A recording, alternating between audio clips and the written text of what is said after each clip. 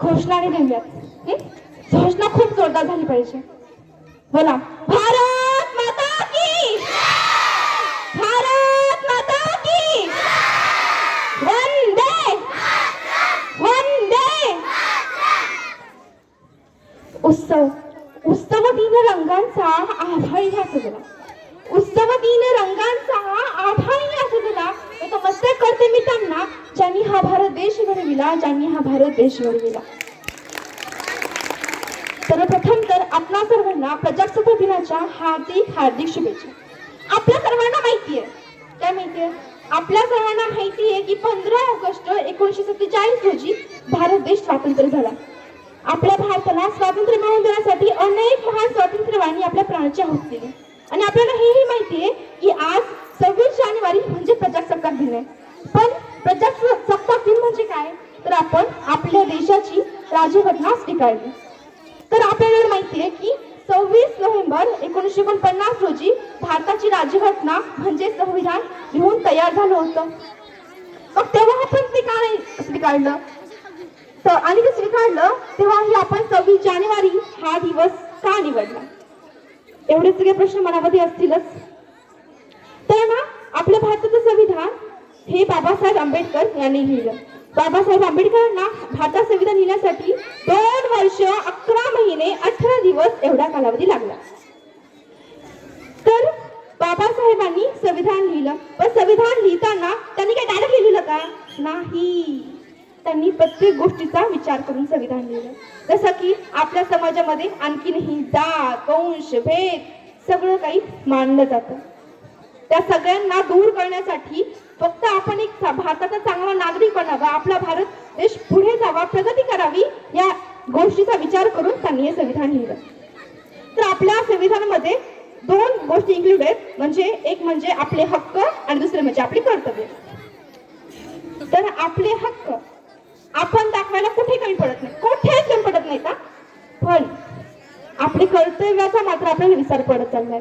एकदा मला एक गोष्ट आठवते. एक गाव होतं, आपल्या गावासारखं एक छोटस गाव होतं.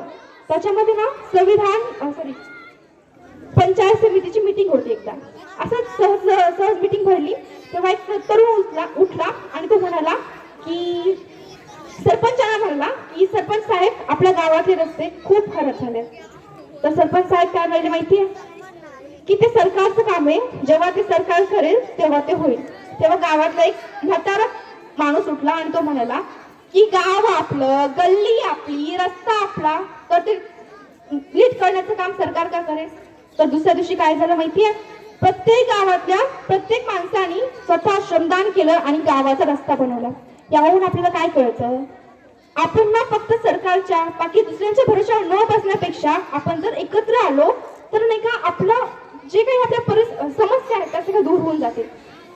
जसं की डोंगरे सर नेहमी म्हणत असतात की जाती भेद आपल्या सगळ्यांना म्हणजे अलग अलग करतायत, ते नको आहे आपल्याला. आपल्याला एकत्र येऊन आपल्या देशाची प्रगती करायची आहे. तर नाही का, आपण सध्या आता आपल्या कर्तव्याचा आपल्याला विसर पडत चाललाय ना. त्यामुळे मला एक कविता आठवते. ती कविता सांगू का नको? ती कविता अशी आहे. नागरिक मी भारत देशाचा, नागरिक मी भारत देशाचा, हातात सगळं ऐकलं पाहिजे. नागरिक मी भारत देशाचा, हातात सगळं ऐकलं पाहिजे. मतदान मी करणार नाही, नेता मात्र प्रामाणिक पाहिजे. नागरिक मी भारत देशाचा, हातात सगळं ऐकलं पाहिजे. खिडकीतून मी कचरा बाहेर टाकणार, देश मात्र स्वच्छ पाहिजे. नागरिक मी भारत देशाचा, हातात सगळं ऐकलं पाहिजे. बिल मात्र मी भरणार नाही, सुविधा मात्र सगळ्या पाहिजे. बिल मात्र मी भरणार नाही, सुविधा मात्र सगळ्या पाहिजे. नागरिक मी भारत देशाचा, हातात सगळं ऐकलं पाहिजे. हक्क माझे मी पाळणार नाही, हक्क माझे मी पाळणार नाही, कर्तव्य माझे मी पाळणार नाही, हक्क मात्र सगळे पाहिजे. कर्तव्य माझे मी पाळणार नाही, हक्क माझे सगळे पाहिजे. नागरिक मी भारत देशाचा, हातात सगळं ऐकलं पाहिजे. नागरिक मी भारत देशाचा, हातात सगळं ऐकलं पाहिजे. पण आपण असं नागरिक नाही बनायचं. आपल्याला आपल्या देशाला खूप पुढे न्यायचंय, नाही का? हो की नाही? न्यायचं ना सगळ्यांना देशाला पुढे. तर आपण आपल्या देशाचा म्हणजे आपल्या राष्ट्राचा आपल्याला अभिमान असला पाहिजे की आपण एवढ्या म्हणजे कठीण परिस्थितीतून आपण सामोरे जाऊन आपल्या देशाला स्वातंत्र्य मिळालं, आपण सगळं शिकतोय, सगळं काही करतोय, तर आपल्याला म्हणजे एक अभिमान असला पाहिजे की आपण आपल्या देशाला पुढच्या पदावर नेलं पाहिजे. तर एवढं मी माझ्या विचार मंचाला इथेच पूर्णविराम देते व त्याचं एवढंच सांगेन, ना हिंदू का ना मुसलमान का, ना हिंदू का ना मुसलमान का, खून टपकता है इंसान का, ना हिंदू का ना मुसलमान का, खून टपकता है इंसान का, इस खून की कदर करो यारो, इस खून की कदर करो यारो, ये खून है हिंदुस्तान का, ये खून है हिंदुस्तान का. धन्यवाद. खूप छान रागिनी. रागिनीसाठी एकदा जोरदार टाळ्या झाल्या पाहिजे. यानंतर इयत्ता 10वी